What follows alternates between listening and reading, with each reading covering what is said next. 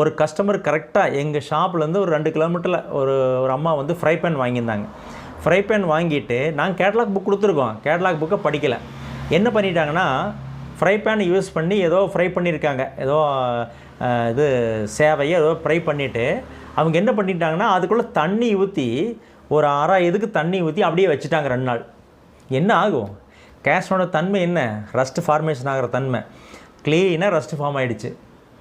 அந்த அம்மா ஃபோன் பண்ணாங்க. ஃபோன் பண்ணி, சார் இப்படி ரஸ்ட்டு ஃபார்ம் ஆகிடுச்சு, என்ன பண்ணுறதுன்னு தெரியலனாங்க. நான் கேட்டேன், நான் கொடுத்த மேனுவல் புக்கை படிச்சிங்களான்னு. படிக்கலை சார்னுச்சு. படித்து பார்த்துட்டு கூப்பிடுங்க என்ன. படித்து பார்த்துட்டு கூப்பிட்டு என்ன சொல்கிறாங்கன்னா, சாரி சார் நான் தப்பு பண்ணிட்டேன், நான் படிக்கவே இல்லை, என்ன பண்ணுறதுன்னு தெரியல, சொல்லுங்கள் சார் நான் க்ளீன் பண்ணிக்கிறேன்னாங்க. நான் என்ன சொன்னேன், நிறைய பேர் இந்த மிஸ்டேக் பண்ணுறாங்க, அவங்களுக்கு ஒரு வீடியோ போடுறதுக்கு வந்து எங்கள் குக்வேர் அது மாதிரி எங்களுக்கு இல்லையேன்னு கஷ்டப்பட்டுருக்கோம், முதல்ல எங்கிட்ட கொடுங்க, நானே வந்து அதை க்ளீன் பண்ணி ஒரு வீடியோ போட்டுடலாம், எல்லாத்துக்கும் யூஸ்ஃபுல்லாக இருக்குன்னு சொல்லி அதை கொண்டு கொடுக்க சொன்னால் கொண்டு கொடுத்தாங்க. அதை எப்படி க்ளீன் பண்ணுறது, எப்படி வந்து ரீசீசன் பண்ணுறது, ஆயில் அப்ளை பண்ணுறதுன்னு சொல்லி அதை நாங்கள் ஒரு வீடியோ போட்டிருக்கோம். அதையும் பார்த்துட்டு வந்துடுங்க.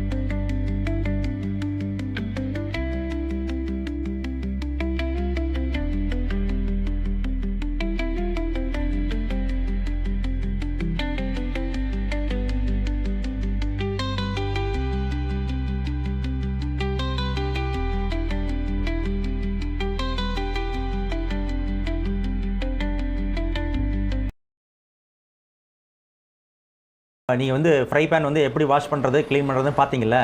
ஸோ இது என்னென்னா வெரி சிம்பிள் தாங்க.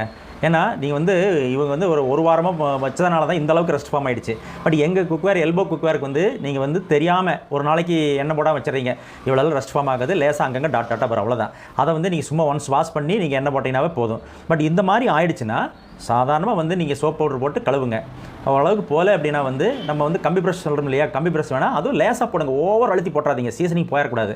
ஸோ அப்போ அந்த கம்பி ப்ரஷ்ல வந்து லேசாக தேய்ச்சிட்டு நீங்கள் வந்து 2 வாட்டி சோப் ஆயில் போட்டு கழுவுங்க, நீட்டாக போயிடும். கழுவி அடுப்பு மேலே வைங்க, ஹீட் பண்ண கடைசியில் நீங்கள் இந்த வீடியோவில் பார்த்த மாதிரி ஆயில் போட்டு அப்ளை பண்ணி எடுத்து வச்சுருங்க, ஈஸியாக போயிடும். வெரி சிம்பிளாக போயிடுச்சு பார்த்தீங்களா, 1 டைம்லேயே போயிடுச்சு. இருந்தாலும் நான் 2 டைம் வந்து வாஷ் பண்ணி உங்களுக்கு போட்டு காமிச்சிருக்கோம், எவ்வளோ தெளிவாக போயிடுச்சு பாருங்கள். இவ்வளோ ரெஸ்ட் ஃபார்ம் ஆனதே வந்து ஈஸியாக போகுது. ஏன்னா எங்களுக்கு வந்து கிரேட் காஸ்டைனு ப்ளஸ் வந்து சிஎன்சி மெஷின்டு சர்ஃபேஸ் அப்படியே ஷைனிங்காக இருக்கும். அந்த சர்ஃபேஸ் வந்து ஸ்மூத்தாக இருக்கிறனால ரெஸ்ட் ஃபார்ம் ஆனதை பார்த்தா நிறையா இருக்கிற மாதிரி இருக்கும், ஆனால் ஒன்ஸ் கழுவுனீங்கன்னா போயிடும். சரிங்களா? இப்போ நான் வந்து சில வீடியோவில் பார்த்துருக்கேன், அதாவது ஃபாரினில் வந்து 150 இயர்ஸாக இருக்கிற பெரிய கம்பெனி, குக்வேர் கம்பெனி, கேஸ்டின் கம்பெனி வந்து அவங்க பழைய குக்வேர் வாங்குறதுக்குனே ஒரு யூடியூபர்ஸ் இருக்கார். அவர் ஒரு வீடியோ போட்டிருக்காருங்க. அவர் எப்படின்னா 100 வருஷத்துக்கு பழைய குக்வேரை வாங்கி அவ்வளோ ரெஸ்ட் ஃபார்ம் ஆகிருக்கும். அதை வந்து லேசாக வந்து க்ளீன் பண்ணுவாருங்க. இல்லைன்னா ஓவராக இருந்தனாக்கா லைட்டாக ஆசிட்டில் போட்டு எடுத்து க்ளீன் பண்ணி எடுத்து புதுசு மாதிரி பண்ணிடுறாரு. அதுக்கு ரீசன் என்னங்கிறீங்க? அது கிரேடு கேஸ்டைனில் பண்ணினது. கிரேடு கேஸ்டைனில் பண்ணுனா என்னென்னா அதில் அலாய்ஸ் எல்லாம் மிக்ஸ் ஆகிறனால வந்து ரஸ்ட்டு எப்படி ஆகுறீங்க, மேலே இருக்கிற சர்ஃபேஸ்லேயும் மட்டும்தான் லேசாக ஆகும், உள்ளே வந்து டீப்பாக போகாது. ஸோ அது ஆர்டினரி கிரே கேஸ்டைனில் வந்து துரு பிடிச்சின்னா ஒரு 5 வருஷமாக வச்சிங்கன்னா ஓட்டையாக ஆயிரும், அந்தளவுக்கு போயிடும். ஏன்னா அது போரோசிட்டி அதிகம். போரோசிட்டி அதிகரிக்கிறப்ப என்ன ஆகுனா ரஸ்ட் ஃபார்மேஷன் வந்து ஈஸியாக உள்ளே பெனட்ரேட் பண்ணி போயிடும். அப்போ நீ பக்காவாக வந்து FG 200 கிரேட் கேஸ்டைன் பண்ணது என்னென்னா போரோசிட்டி கம்மியாக இருக்கிற போது அதில் உள்ளே போகிறக்கு சான்ஸே இல்லை, மேலே இருக்கிற ஸ்கின் மட்டும்தான் ரஸ்ட் ஃபார்மேஷன் இருக்கும். அப்போ நான் சொன்ன மெத்தடில் வந்து கழுவுனீங்கன்னா ஈஸியாக போயிடும். இதுதாங்க வந்து நம்ம மெயின்டைன் பண்ணுற மெத்தடுங்க, பராமரிக்கிறது இதுதான். வெரி சிம்பிளாக நீங்கள் க்ளீன் பண்ணிக்கலாம். உங்களுக்கு எல்லாருக்குமே இது தெரியும்னு நினைக்கிறேன். ஏன்னா நிறைய பேர் வந்து காஸ்டிங் குக்வேர் வந்து ரஸ்ட் ஃபார்ம் ஆகிடுச்சுன்னா எப்படி மெயின்டைன் பண்ணுறது, க்ளீன் பண்ணுறதுன்னு பயந்துட்டு இருக்கீங்க. நிறைய பேர் எங்கிட்ட கேட்டதுனால தான் இதெல்லாம் சொல்ல வேண்டியதாக இருக்குது. வெரி சிம்பிள் தாங்க, நம்ம கரெக்டாக மெயின்டைன் பண்ணால் எதுக்குங்க வந்து ரஸ்ட் ஃபார்மேஷன் ஆகுது. இப்போ இன்கேஸ் ஒரு வேளை நீங்கள் 2 டைம் நான் சொன்ன மாதிரி கழுவுறீங்க, ரெஸ்ட்டே போகல, அதுக்கு எக்ஸ்ட்ரா ஒரே ஒரு டிப் என்னென்னா, நம்ம சபீனா வாஷிங் பவுடர் நீங்கள் பார்த்துருப்பீங்க, கடையிலலாம் கிடைக்கும், பவுடர் மாதிரி இருக்கு இல்லைங்களா. சபீனா வாஷிங் பவுடரை வந்து ஒன்ஸ் அப்ளை பண்ணுங்கள், போட்டு லேசாக அந்த மஞ்சி வச்சு கம்பி ப்ரஷ் இல்லைங்க, சாதாரண மஞ்சி வச்சு லேசாக தேய்ங்க, நிச்சயமாக போயிடும். வெரி சிம்பிளாக போயிடும். அதை வச்சு ஒன்ஸ் கழுவிட்டு நீங்கள் வந்து ஹீட் பண்ணி ஆயில் போட்டு வச்சிங்கன்னா போதும், நிச்சயமாக போகும். இவ்வளோதாங்க வந்து வேறு இதுக்கு மேலே நீங்கள் ஒன்றும் பராமரிப்பு பண்ண வேண்டியதில்லை, வெரி சிம்பிளாக பண்ணிக்கலாம். சரிங்களா? அடுத்தது வந்து முக்கியமான மேட்ரு என்னென்னா, இப்போது நம்ம டெய்லி வந்து நைட்டு படுத்தவங்க போகிறதுக்கு முன்னாடி எல்லாமே பாத்திரங்களை கழுவி வைக்கிறோம். டம்ளரு, ஸ்பூனு, இந்த மாதிரி சின்ன சின்ன ஐட்டங்கள் எல்லாமே தனி ஸ்டாண்ட் இருக்கும்.